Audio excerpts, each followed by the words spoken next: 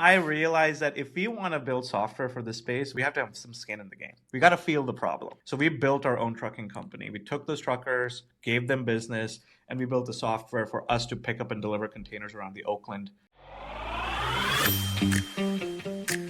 I'm Jake Aaron Villarreal, born and raised in Silicon Valley, and here to take you behind the scenes to share what it's like to be a startup founder, the problems they face, the products they build in an effort to transform industries.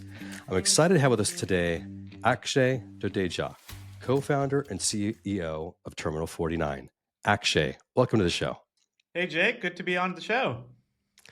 Well, I'm excited to have you. And for the listeners, you're in for a real treat here. Today, we'll be diving deep into the intricate world of global trade and how technology is revolutionizing the way we track containers and manage shipments. If you've ever wondered how those containers get from point A to point B, or if you face the frustrations of supply chain visibility, you're in for a real treat. We have a truly exceptional guest with us today, a visionary leader who's dedicated to simplifying the complexities of logistics. He's someone who has been in the tech space for many years and is a Y Combinator alum. He's built and launched products for Live Nation and has a deep understanding of how software can solve complex problems. Akshay, excited to talk about you and your story. Before we do, where are you joining us from today? I'm in Berkeley, California, in our office in downtown Berkeley. When I started this podcast, I had this vision to go behind the scenes to share what it's like to be a startup founder in Silicon Valley, where I'm born and raised. And weekly, we dive deep in the trenches to find the wins, the losses, and the lessons learned, with the hopes that it helps you run a better startup. But here's the thing. If you've gotten any value out of these conversations or been inspired at all, hit the subscribe button. And I get it. Your podcast feed's probably overflowing.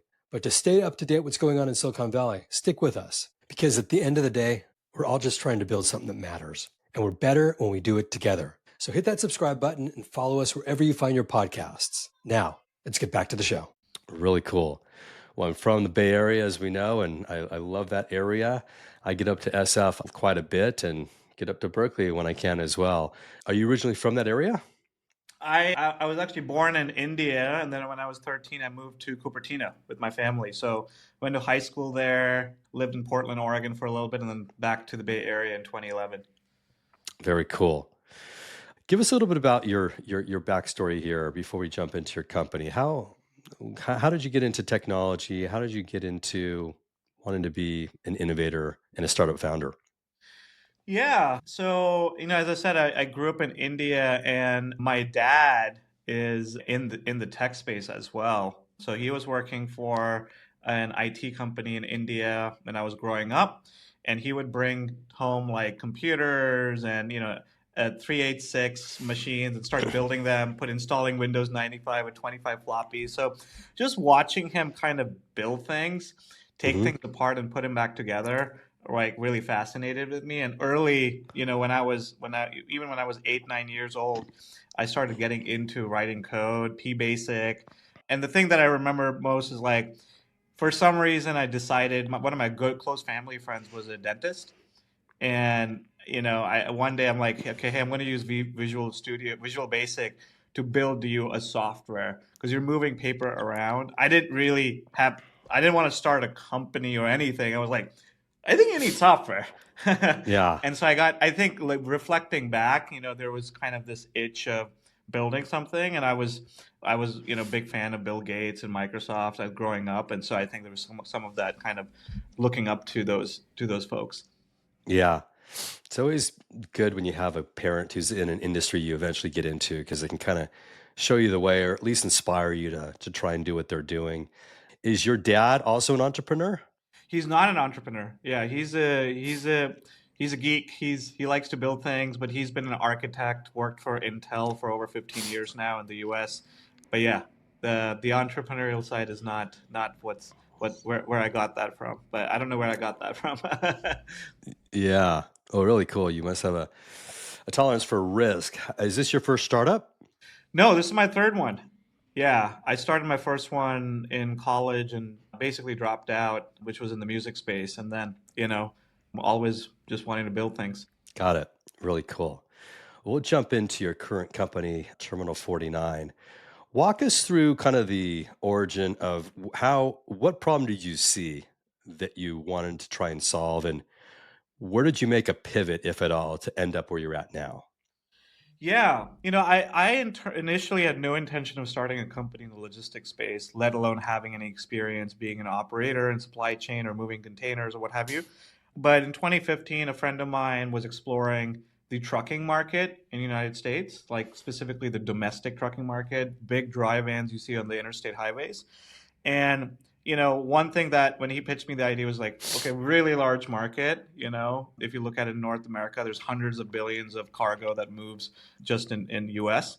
And truckers back then, things have improved, but back then we're emailing documents, mailing it, and they exchange the same set of documents many times, insurance paperwork, DOT. They're moving new loads from different origins and destinations.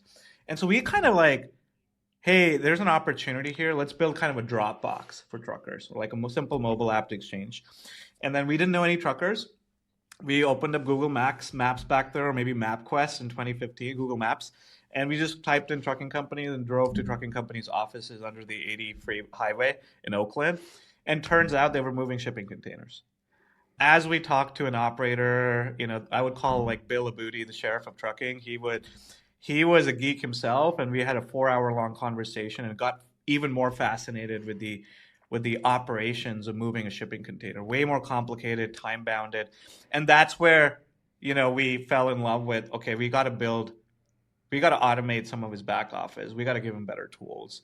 So that's where I would say the first 2 years of the company was really an MBA degree and like just understanding the business, understanding the players. What is this game? And fast forward, we were selling software to trucking companies. We had a hard time selling software to trucking companies. Then I realized that if we want to build software for this space, we have to have some skin in the game. We got to feel the problem. So we built our own trucking company. We took those truckers, gave them business, and we built the software for us to pick up and deliver containers around the Oakland area.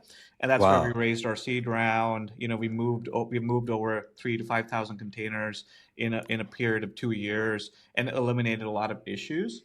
But for me, the business was always about how do we build kind of a SaaS business here? And we learned the ins and outs of moving a container, built confidence around it. And that's, there's the bigger pivot happened, but I'll pause there. Yeah. To build a trucking company, how challenging is that? I mean, it's different than building a software company where you're actually, just coding and working through that. But, you're talking about people and trucks and payroll and hiring, people. Like what was that like? Yeah, so we built a managed brokerage really, where we worked with trucking companies that already exist and gave them business. So while we looked like a trucking company to small importers in the Bay Area, Okay. we didn't have any of the asset liabilities that, Okay. what it takes to really run a trucking company. So we cheated a little bit, but Right. the goal was to build a service, and we built that, and not necessarily run the trucks or drive the trucks themselves. But we sat in the trucking company's office while we operated this brokerage. So I would say we were very close to what it takes to operate a trucking company. Yeah, really cool. And just curious, was there good revenue in that? I mean, to shut it down, sometimes it's hard to shut down a revenue stream. Absolutely. Yeah. I mean, to move a container, let's say, within a 100-mile radius, like Oakland to Napa, can cost $700 to $1,000. So our take rate was about $100 to $200 per container. So we were making that's our gross profit over there. And we were doing 500 to 800 containers a month. So it was a pretty large Cool. business, and it was a team of like 3 people when we were Wow. starting off. So, but it is a commodity business, Yeah. right? It doesn't look like a subscription SaaS retention business. So it does. We operated it for a while as we were starting to run out of our money, but then, we kind of fell into even a bigger gold mine as we pivoted the company after that. Yeah. Gotcha. So let's dive into that. What was the bigger gold mine that you pivoted into? Yeah, so in 2019, we started to, okay, hey, we're in Oakland. It's not the biggest market. You look at LA, Long Beach, New York, New Jersey, it's like half the volume of the United States. Believe it or not, half the stuff that's around you is either coming in New York, New Jersey, or LA, Long Beach, and then That's going. crazy. So we wanted to expand, go into other markets, and there's a lot of moving parts to doing a brokerage business, partnering with truckers. A lot of and we also started going up market, more volume. Let's go over 100, 200, 300 container customer. And as we pitched them our business, our software, and our service, they liked our software a lot. And they're like, hey, we don't want your service in every port, but can we use your software in other ports? So that's where really kind of, we're like, okay, can we actually just sell the software to these folks? What does that look like instead of operating their containers? And it was pulling teeth. It took because everybody's like, okay, hey, it's a chicken and egg problem. Turn on the software in this port before I use it. And we're like, why don't Mm. you use it and then I'll turn it on, right? Because we were only integrated in one port. Now we're integrated in 65 ports 65 terminals in the United States and Canada. 2020 hits, COVID happens. So all these kind of prospect conversations that are happening dry up. Nobody wants to talk about like greenfield software, investing in it. And then summer of 2020, kind of shit hits the fan, right? Nobody knows where their containers are. As you might know, there's imbalance in supply chain. Ports are shutting in China. Ports are shutting in LA Long Beach. Containers are piling up. Vessels are delayed. And we had by that time we had actually wired up most of the integrations in North America. And Wow. then we basically fast forward, we scaled from 0 to $2 million in SaaS revenue in about 18 months because we just had the right product for the market at that time to deal with the supply chain disruptions that were happening. Wow. Well, I look out my office windows today and it's overlooking Laguna Beach, but it's in the ocean. And we remember seeing like just lines and lines of ships trying to get into Long Beach and for weeks just stuck out there. So, in a nutshell, what specifically does Terminal 49 do when it comes to tracking containers? Yeah, yeah. So we work with companies that are moving volume, right? And there are two types of companies we work with. One is people who import stuff. Those are companies like Target, IKEA, Wayfair. And then there's service providers. These are the brokers, the middlemen that orchestrate the movements, paperwork. They work with truckers. They're called freight forwarders and customs brokers. So both of these players, in the market, they care about, hey, what's happening with my container at different points of the journey. So every day, millions of containers will move globally. It has a whole life cycle of events, like 20 different milestones from origin in China, let's say, to in LA, to maybe even Chicago via rail. We provide what's happened with the container, what's happening, and what might be the issues. Now, if you're a Wayfair and you have 60,000 containers annually, you don't care about all containers at all times. You want to know out of the thousands of active containers moving into different ports, which ones have issues, are getting delayed, which ones need to get picked up. So we provide really containers at risk. What do I need to work on as an operator in the morning? What should I care about? Instead of manually tracking containers on 30 different websites, putting that into a spreadsheet and then building my to-do list, we just give you the to-do list. So these medium to large freight forwarders and cargo owners, they use our product not only to automate global container tracking, but to operate and move those containers forward more efficiently. So, you're actually selling to the operators and the freight forwarders. Yep. Yeah, got it. Yep. Okay, cool. Yeah. Now, you said you're in 65 ports or maybe more. Who are you selling to there? And why do the ports have to integrate it versus, I mean, I'm just trying to understand Yeah. the Yeah. landscape. So, the thing with the shipping container is it's kind of like a human moving through borders, right? It has to go, a trucker has to go pick up an empty container, get it loaded, and they have to pick it up from a terminal. How do they know which container to pick up? They have to log into the terminal website and make an appointment. Then they have to bring it back, and they got to bring it back before the vessel leaves, kind of like you got to be at the bus stop before the bus leaves. How Right. do I know when the bus leaves? Well, that data is at the terminal. Okay, now the vessel container is on a ship. Where is the ship? That data is like the satellites are tracking that ship. Okay, it's moving to another ship. What is the routing? Where is it going? So the data for a shipping container comes from many different sources. One is ocean carriers, kind of like airlines. They know the schedules. Then there is satellite tracking for every vessel. Then when it's at the terminal, terminal is a source of truth of like, is it at the terminal? Is it on? Is it available for pickup? Can you make an appointment? Then there's customs. The US government is like, have you paid me everything? Is the paperwork good? And then when it goes over rail, that's another system. So what we do, I would say we're plumbers and sanitors. We take data from many different sources, we pull it, we standardize it, we clean it up, and then we push it. We give like a really nice picture to our customers so they don't have to go figure out where, they don't have to log into a terminal website, an ocean carrier website, or a rail website, or go on map finder, vessel finder to go track the vessel. They get a one-stop shop to track their container, whether it's on rail or ocean or terminal. That's what I meant by we are connected to all the terminals in the US. Every ship that comes into the US, we can track it, and all rail journeys that are happening within the United States with the six major rail carriers, we're connected to that, and we can tell the full story of a container's journey. Yeah, that's really cool. I mean, it's pretty normal these days where you order something online through Amazon or wherever, and you see, okay, the truck's, 4 stops away, and Yep. you'll see it in 2 hours or whatever it happens to be. But transparency of logistics is like expected now, Yeah. right? So Yeah. like it's in some ways it's cool to see it's happening, but it's almost shocking that it hasn't happened before this. Yeah. Why do you think that is? Well, it's been happening. The only difference is it was very manual, right? Mm, People who used to track containers, they had less visibility and forecast of what's going to happen. I'll give you an example. You might have ordered a sofa one time, and like if it's getting shipped overseas, you kind of are in.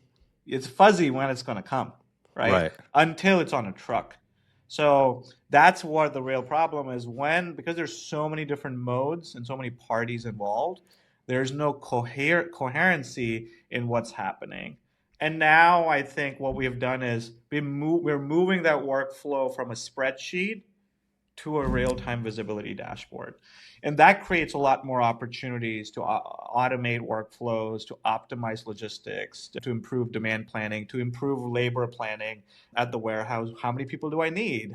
Based on how many containers are coming in. And doing that manually was happening. So all we have done is integrated technology into this workflow. Is it an old school mindset where technology it still needs to catch up in that industry, or 100%. is it? Yeah. Yeah. So you're doing a lot of education to Yeah. people in the space. Yeah. Companies are still transforming, right? Letting go. And why that is because to your point, containers were always moving. So people built really good processes internally. They kind of looked similar, but it involved a lot of people. And so the nice thing about a shipping container is it's a standard.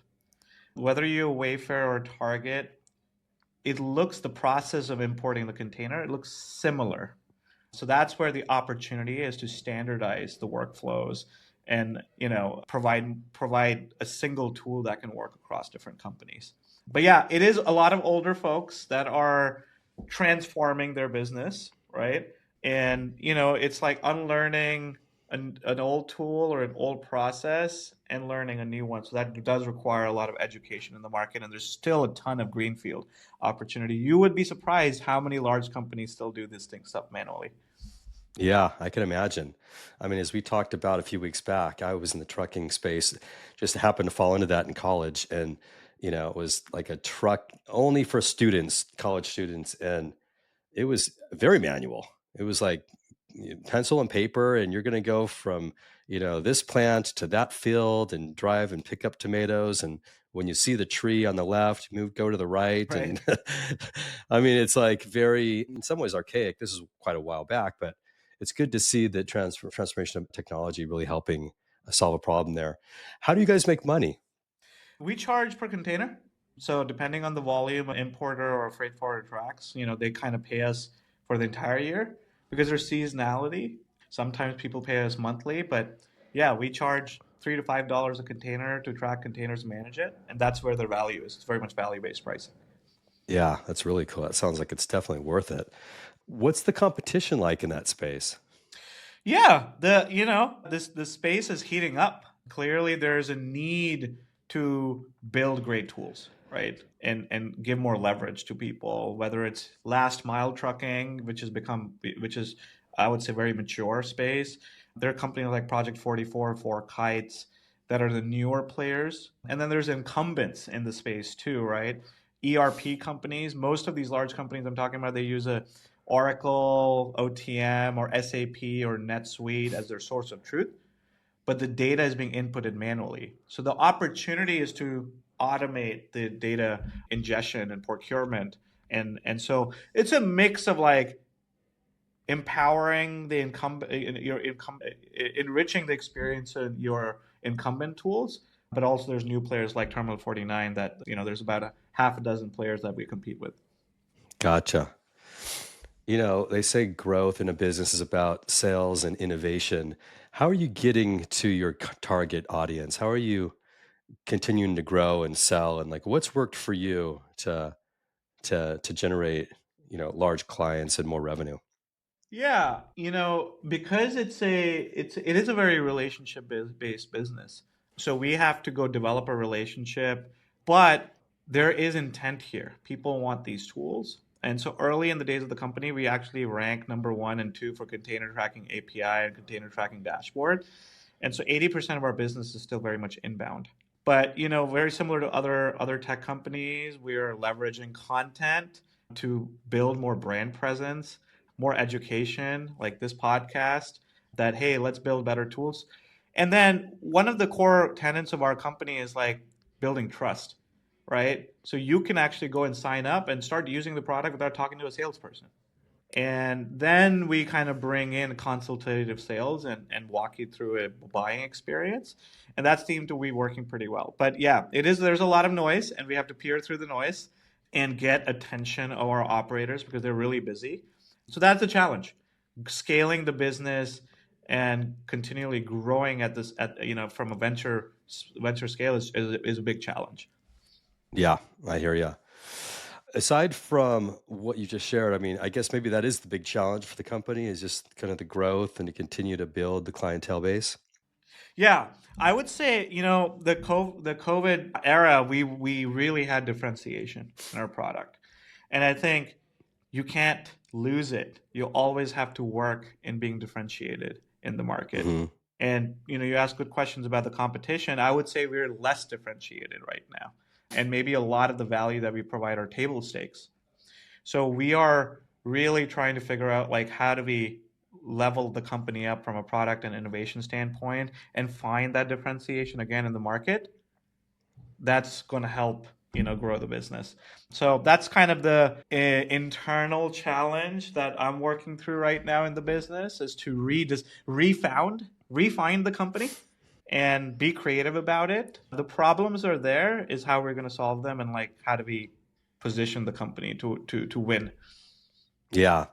Yeah, I think it's absolutely imperative to continually think about innovation because, if you stop, your competition might just kind of pass you or, provide exactly what you're doing. So that's really cool that you're thinking along those lines. As a company, you raised capital, 8 million or so, a little over that, and you've got 20, 25 employees.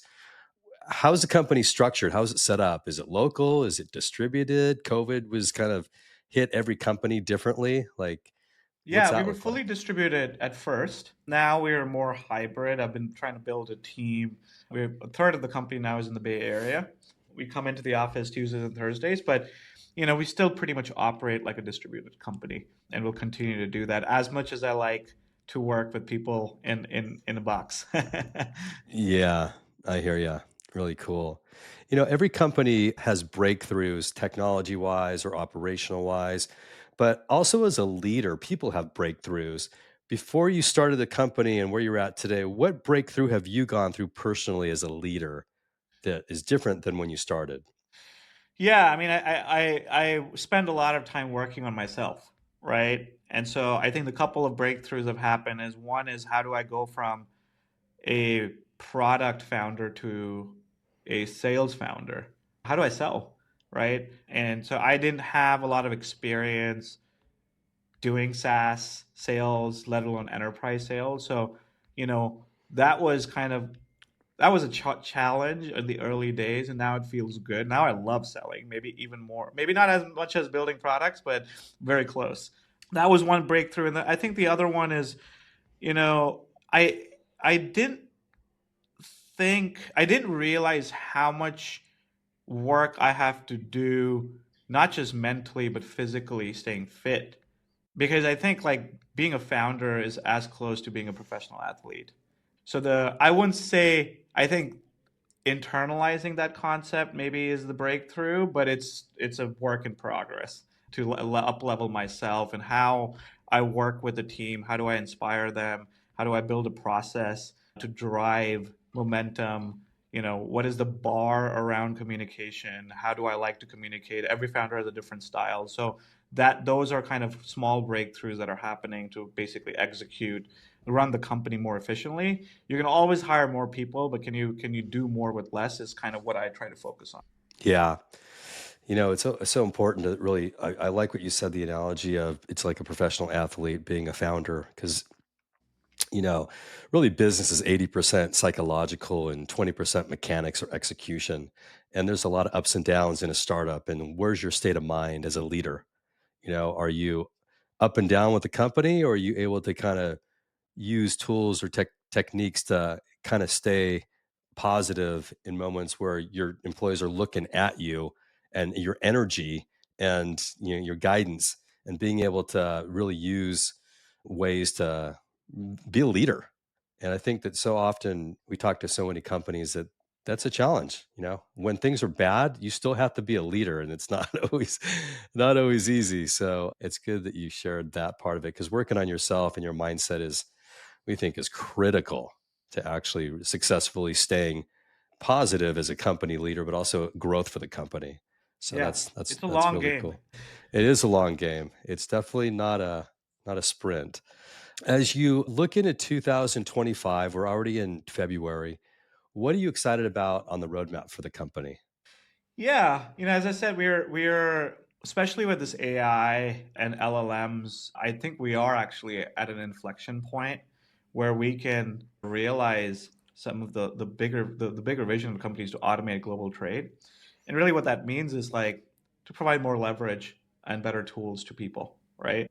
And so going from this read-only experience to taking actions on behalf of our customers, scheduling, generating documents, automatically, hey, there's a proof of delivery. What's the timestamp? So a lot of micro improvements in the product that if you kind of zoom out, it starts to automate a lot of the work that people are doing. They spend a lot of time in the email. Can we just do a lot of that work for them? So that's the high level roadmap is leveraging a lot of this innovation that's happening in the market and implementing it. Not like, hey, this is an AI focused product, but it's like we are focused on workflows and okay, we're leveraging that AI to do it. So that's the plan. On the data side, it's to expand more globally. We are really good in the US market on the import side.